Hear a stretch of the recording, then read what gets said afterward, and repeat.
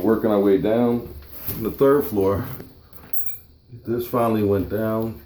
You can probably read it on there somewhere. There it is. See what it says on there? Nothing. There it is.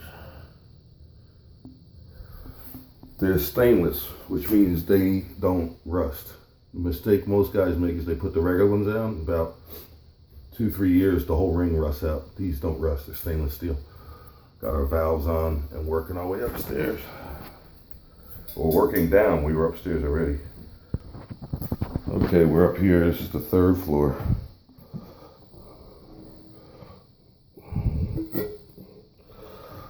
And getting there, this toilet is installed. So you got the valve there already. And this is where the vanity goes. The toughest thing we found, the tile that was used in this installation is good tile. Nothing wrong with that, but see this? This is a diamond bit. This bit is $100 for one. And it ruined the bit. That's how hard this damn tile is. So, good tile, I mean, it's not a negative thing. It's good tile. But this is what you gotta account for. And this is why this goes in the finish, in the final. So, there you go, it's $100 down the drain. All right, here we are on the second floor. This is the master bathroom. So this one's in. I already told you the story about my drill bit. Again, the same thing with this one. The tile everywhere in the house. It's good tile. I mean, you know, I'm not saying anything bad about it. It's good tile. But to give you an idea, I've been here all day just trying to drill holes through the tile. It took me all day to drill holes. Usually, I can go through it in about 5 minutes, 10 minutes. With this, and by the way, this is a diamond bit. It's diamond embedded. That's why it's so expensive. But it ain't shit. I mean, it ain't nothing now. This is the vanity for the master bedroom. Usually, our policy is we have the vanities in place by whoever else, others. 2 reasons for that. Number one, we're not movers. I have a master's in engineering, not in moving. So this cabinet, I think the whole thing was 330 pounds to sit on the box. And not only to be snooty that we're not movers, we're more so engineers, not movers, the other reason for it is insurance. All right, so keep that in mind when you're working on projects for people. You bring this thing up and see, this is a marble top. Sinks mount from below.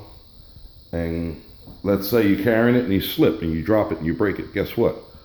And this wasn't cheap. I don't know, I'll take a hot guess, $2,000. This thing probably costs maybe $2,500, maybe more. So that's why we don't move other people's personal items.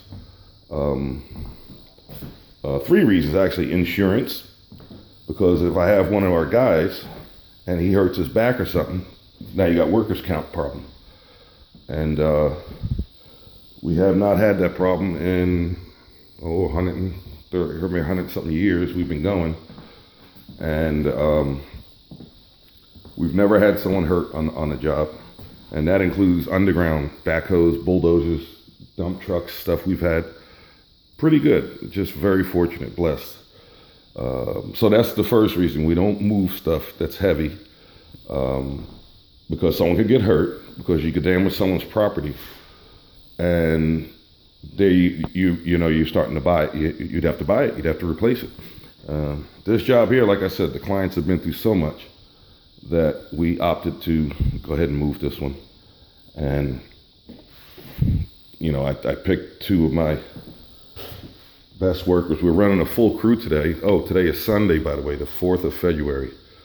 And we're running a full crew today because we wanted to get as much done as we could. So the fellas are one up, one down, get as far as we can. Usually don't work on Sunday, but I paid them the extra, the overtime, because I want to get it done. It's just taking too long. And thank God I found two guys that were willing to add to the crew to work on Sunday. Of course, getting paid doesn't doesn't hurt, right? But usually it's very tough to find someone on that day. There were about 62 of us. We ran the whole state of New Jersey, 234 municipalities, and around 1980s, I downsized. So now we're running there's about 7 or 8 of us now. And it's better because what happens is you have to have good managers.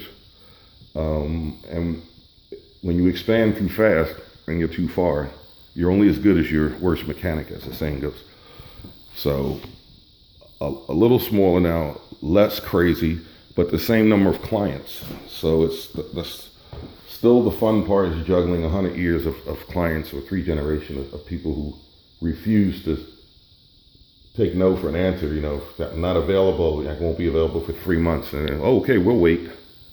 So hey, that's the work speaks for itself.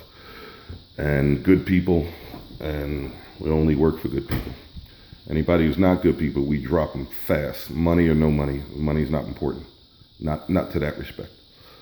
But anyways, just telling you a story about liability and about moving furniture. So keep that in mind, because some of you guys watching the videos have sent me email or called me and gave, had ideas, and you share ideas, and we follow the national code in all 50 states for a reason, because we share information. And some guys find better ways to do stuff, or new stuff, or gotchas. And there's some gotchas on this job, as a matter of fact. This is a 3-piece faucet, which again, it's a nice faucet. I didn't recommend it because it takes 3 times as long to install it. Also, when it breaks down the road, it costs 3 to 4 times as much to repair it. But that's what the client wanted, and that's fine. I didn't anticipate that. So now I have to do a special setup just to get the faucets installed. And that's why I'm glad I came today, Sunday, to get a head start, to find out stuff like this. Normally, I should be able to do this in about 3 days. This house is 4 bathrooms, 4 full baths, a kitchen, and I got to put a Navion tankless heater in. So that usually takes about 4 days. But now it's 2 extra days because of the hardness of the tile, right? This story here. Stuff like this, when you have faucets that are widespread, they call it. That's an 8-inch spread faucet. Stuff like that slows you down. It is what it is, though. And let's go in here. Let's see. We put the cardboard back on the steps, and we want to make sure it stays on the steps. You can see all the way down. We don't want any boo-boos there. This toilet was done already. This is ready. Huntington brass, which looks like another widespread faucet. Yeah. Hey, that's what the client wants. That's the client wants. But trust me, when they break later, let's say you had to pay $350, let's say $200 for a standard faucet. Down the road, when this breaks, you got 2 problems. You got to take the top off because there's a shelf in here. You can't work. So you have to take the lid off, the top off the cabinet to work on the faucet. There's no room back here, back where the wall is. There's just no room. So there's a day right there. So I would say, I just did one of these not long ago. One lady was $250, I think it was, to change a standard faucet. This one, it was a double sink. She wound up paying about $2,000 more, because it took me near 2 days, because once you glue this down, you got to unglue it, remove both, and then when you have it out, you're better off doing both faucets, because it's dumb to do one and you got it all the way out.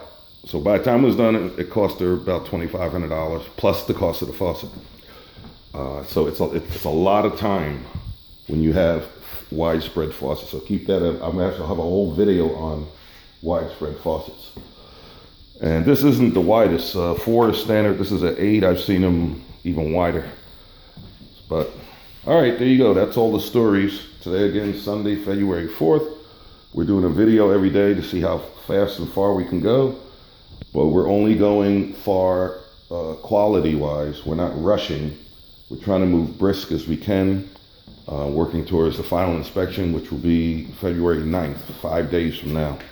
And we actually are canceling appointments and shuffling the schedule around so that we're here all week, or as much as we need to be to get it done.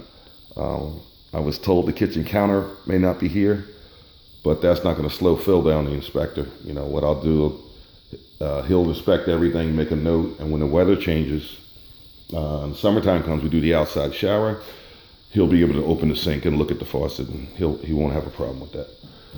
Okie doke, see you on the next one.